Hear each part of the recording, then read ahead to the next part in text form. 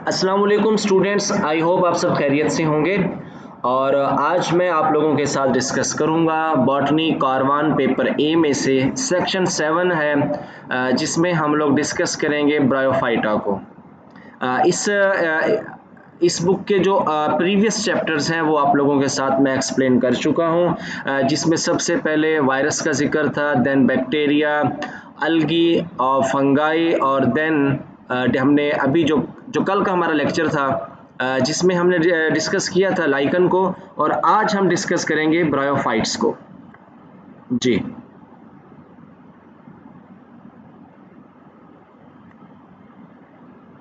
Bryophytes. The term bryophyte is applied to a group of plant in which the plant body is simple, flat thallus, still in the process of developing, resembling to some of Thallophyta in vegetative structure, but showing an adverse in the method of reproduction. The sex organ are multicellular and each sex organ is protected by an outer wall of sterile cells surrounding sex cells. अब इसमें वो बात कर रहे हैं कि जो term bryophyta है ये उन प्लांट के लिए अप्लाई की जाती है जिन प्लांट की बॉडी एक तो सिंपल फ्लैट थैलस हो, यानी जिसे आप लोग प्रॉपर प्लांट, जिसमें देखें इनकी बॉडी क्या है, थैलस है। थैलस ऐसी बॉडी को कहते हैं जिसको आप लोग प्रॉपर यानी true root, true stem, true leaves में डिफरेंशिएट ना कर सके। ठीक है, तो ऐसी बॉडी को क्या कहते हैं, थैलस कहते हैं। और जिनकी बॉडी थैलस की तरह होगी, थैलस होगी, उन्हें हम क्या कहेंगे, थैलोफाइटा का नाम देते हैं। ठीक है, लेकिन इसके अलावा इनके पास एडवांस मेथड ऑफ रिप्रोडक्शन है, जैसे हायर प्लांट के पास है, एंजियोस्पर्म के पास है।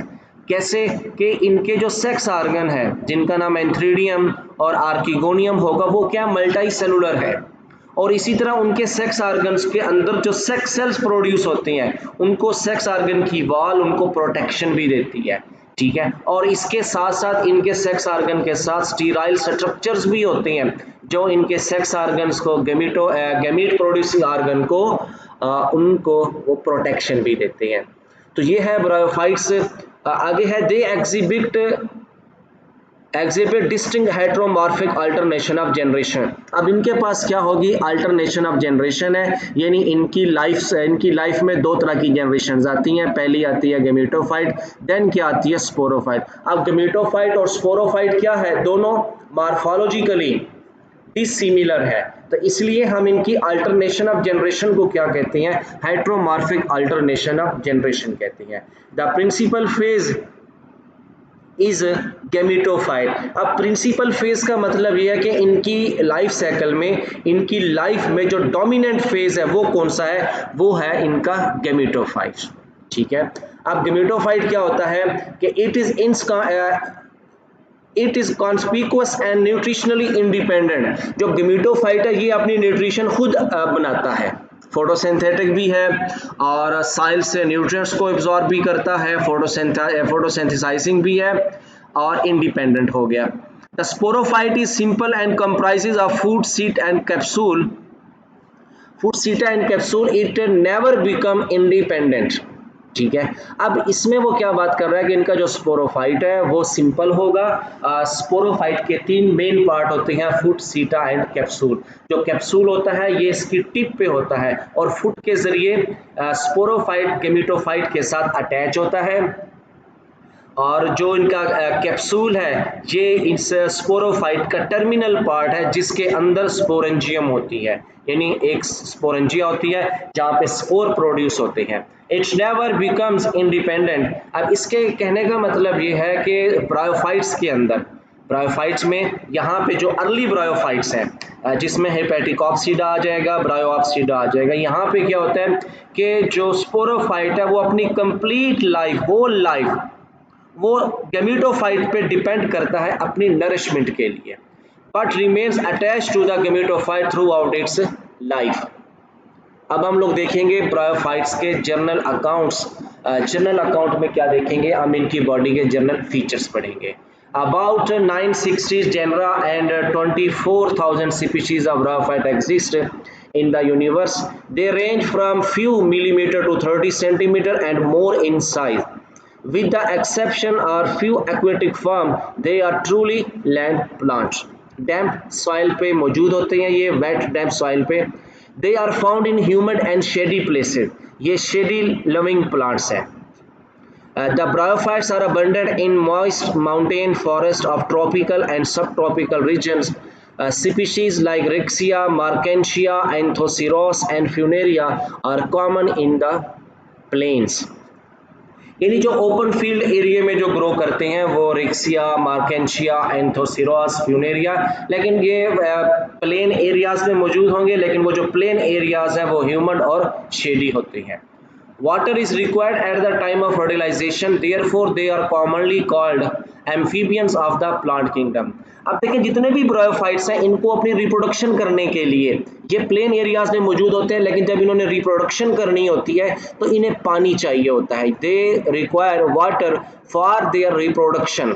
कैसे कि जैसे इनका जो एंथ्रीडियम होगा जिसके अंदर स्पर्म सेल्स यानी एंथ्रोजॉइड बनते हैं और उसके करीब या उससे थोड़ा फासले पे होती है फीमेल गैमेटेंजियम जिसका नाम है आर्किगोनियम, जिसके अंदर एक्सेल प्रोड्यूस होता है.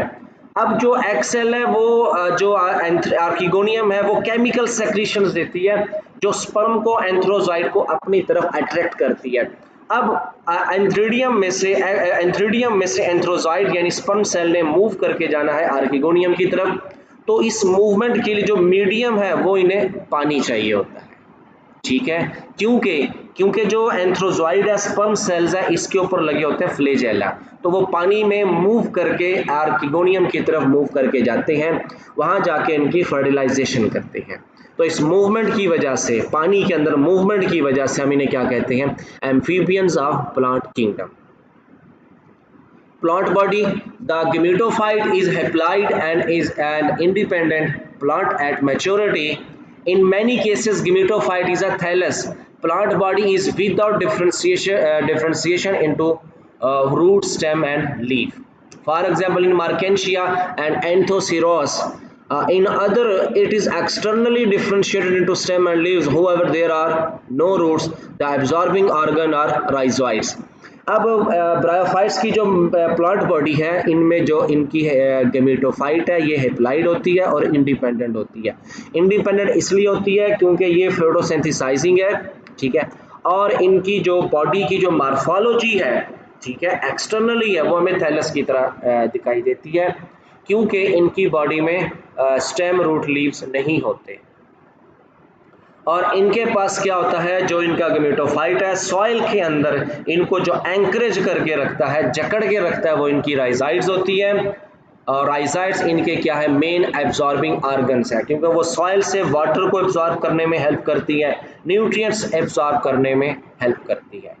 और जो गैमेटोफाइट है ये हेप्लाइड होती है. देखिए पहली लाइन में उन्होंने बताया कि गैमेटोफाइट इज अ हेप्लाइड. अब सवाल ये है कि ये हेप्लाइड क्यों है. इसलिए हेप्लाइड है कि गैमेटोफाइट हेप्लाइड स्पोर की जर्मिनेशन से बनती है क्योंकि जो नेक्स्ट जनरेशन है इसकी स्पोरोफाइट है, स्पोर है जिसका एंड स्पोर प्रोड्यूसिंग पे होता है, तो वही स्पोर जब जर्मिनेशन करके न्यू बॉडी बनाते हैं वो एक गैमेटोफाइट जनरेशन होती है. क्योंकि gametophyte is a haploid generation क्योंकि इसका जो सोर्स है, इसकी जो बेस है वो एक हेप्लाइड स्पोर है, इसलिए ये क्या होती है, हेप्लाइड होती है. Sporophyte is diploid and dependent upon gametophyte for its nutrition and remains attached to the gametophyte. It consists of food embedded in gametophyte and absorb nutrition from it. अब इन 3 लाइनों को हम लोग एक्सप्लेन कर लेते हैं. इनकी जो स्पोरोफाइट है वो क्या है, डिप्लॉइड है. देखें जो गैमेटोफाइट है वो बनी स्पोर से है. आगे इस गैमेटोफाइट ने गैमीट प्रोड्यूस करने हैं, ठीक है, हेप्लाइड गैमीट होंगे, तो वो हेप्लाइड गैमीट जब आपस में फर्टिलाइजेशन करेंगे तो एक डिप्लॉइड जाइगोट बनाएंगे और डिप्लॉइड जाइगोट असल में स्पोरोफाइट की इब्तदा है. ठीक है, ये इसका स्टार्ट है. तो स्पोरोफाइट डिप्लॉइड क्यों होता है, क्योंकि because it arised from diploid zygotes. और उसके बाद जब ये जाइगोट के बाद जब स्पोरोफाइट बनने लगता है तो सबसे पहले इसका फुट बनता है, देन सीटा एंड कैप्सूल. अब जो फुट है वो गैमेटोफाइट के साथ अटैच होता है. तो ब्रायोफाइट्स के अंदर क्या होते हैं, गेमेटोफाइट के ऊपर स्पोरोफाइट डेवलप करता है। Seta, which raises the sporophyte above the level of gametophyte and conduct food absorbing by root and capsule the spore producing structure। Sporophyte का जो टर्मिनल पार्ट है वो सवालन पोर्शन है, ऐसे फूला हुआ हिस्सा होता है, उसके अंदर स्पोरेंजियम होती है जिसके अंदर स्पोर बनते हैं। Sporophyte of the bryophyte is generally called as sporogonium. अब आगे देखते हैं इसके रिप्रोडक्शंस के बारे में। The bryophyte reproduce by vegetative sexual and asexual mode of reproduction. The gametophyte reproduces sexually by formation of gametes, whereas sporophyte reproduce by formation of spores, therefore the mode of reproduction is asexually। अब इसमें क्या बात कर रहा है कि ये vegetative sexual और एसेक्सुअल तरीके से ये रिप्रोड्यूस करते हैं। इनकी जो गेमेटोफाइट्स है ये क्या बनाती है, गैमीट्स प्रोड्यूस करती है, जबकि जो स्पोरोफाइट है ये क्या रिप्रोड्यूस करता है, ये स्पोर प्रोड्यूस करती है। वेजिटेटिव प्रोपेगेशन, वेजिटेटिव रिप्रोडक्शन क्या होती है, in some species asexual reproduction take place by vegetative method of fragmentation and gemmae, however asexual spore like endospore और akinetes produced in algae are absent.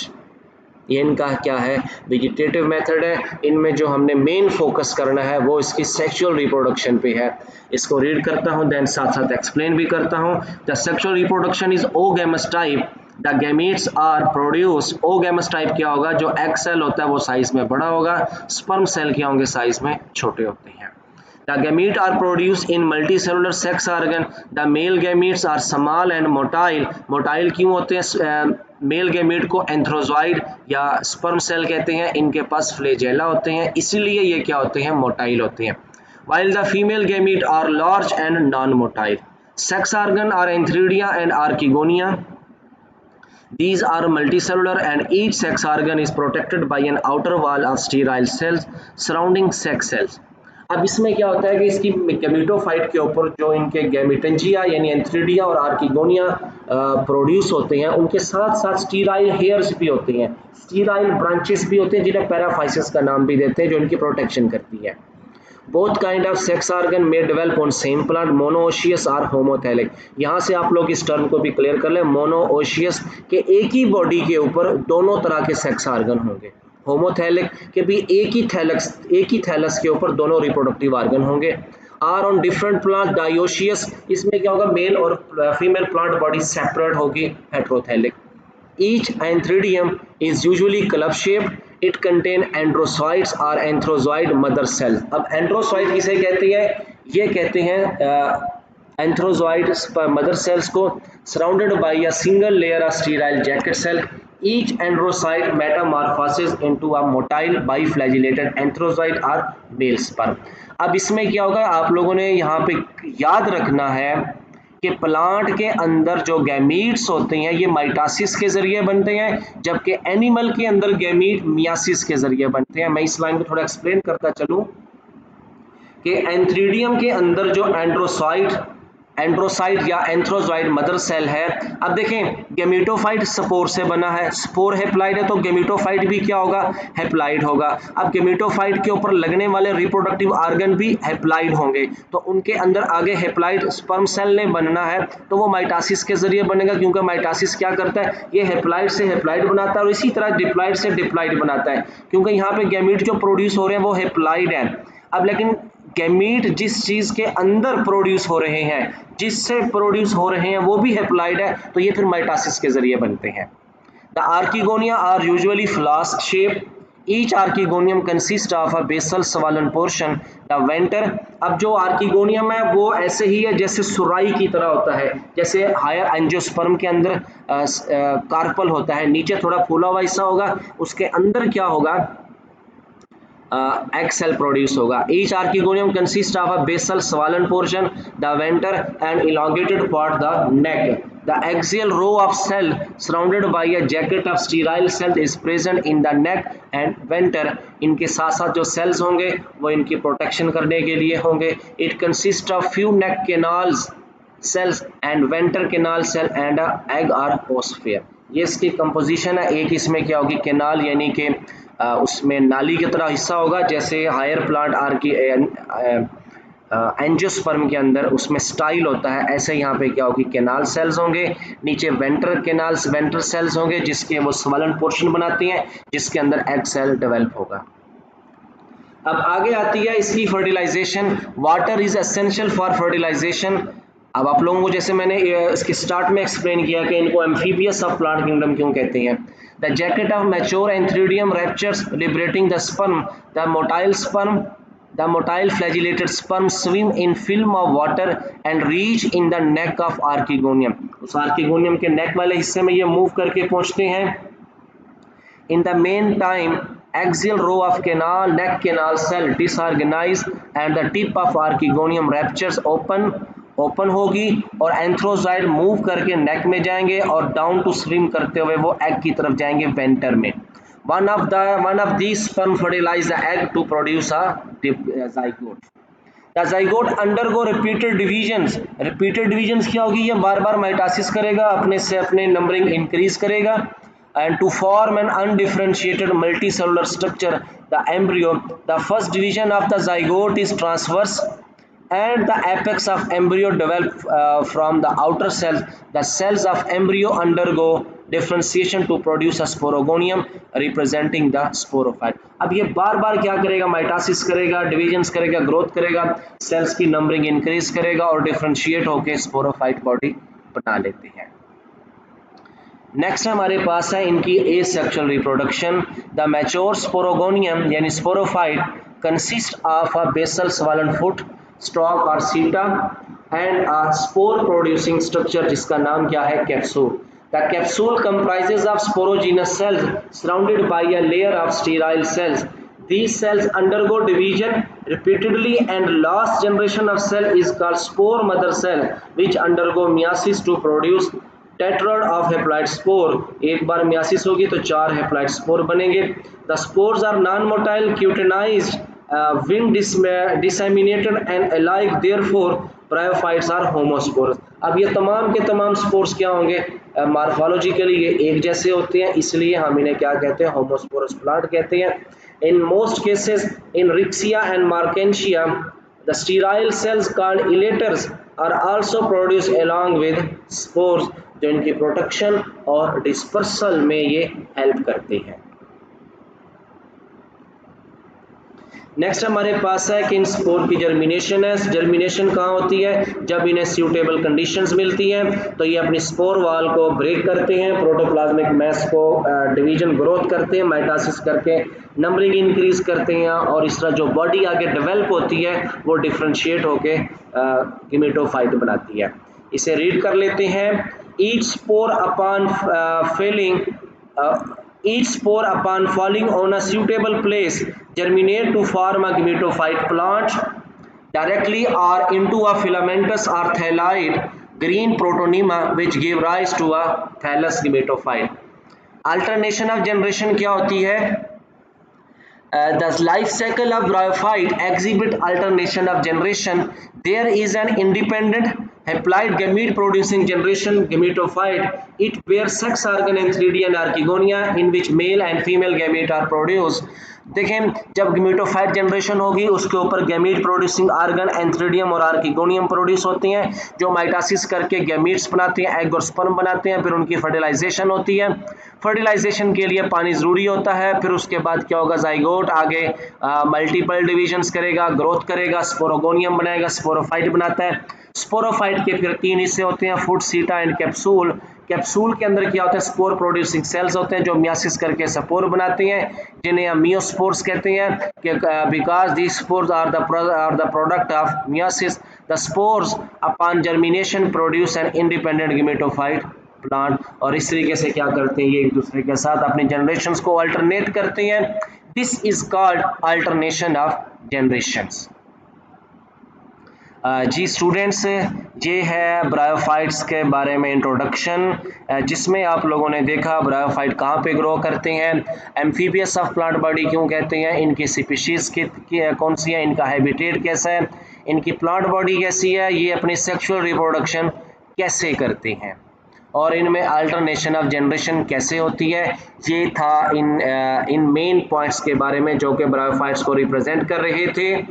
अगला lecture हमारा होगा अफाइनिटीज of bryophytes, कि bryophytes इस land के ऊपर मौजूद है तो कैसे मौजूद है, कहाँ एवोल्यूशन, किन में एवोल्यूशन हुई थी तो ब्रायोफाइट्स बने थे, और ब्रायोफाइट्स लैंड के ऊपर किस तरह और कैसी कंडीशंस और अपनी बॉडी में किन स्ट्रक्चर की वजह से ये ग्रो कर रही हैं।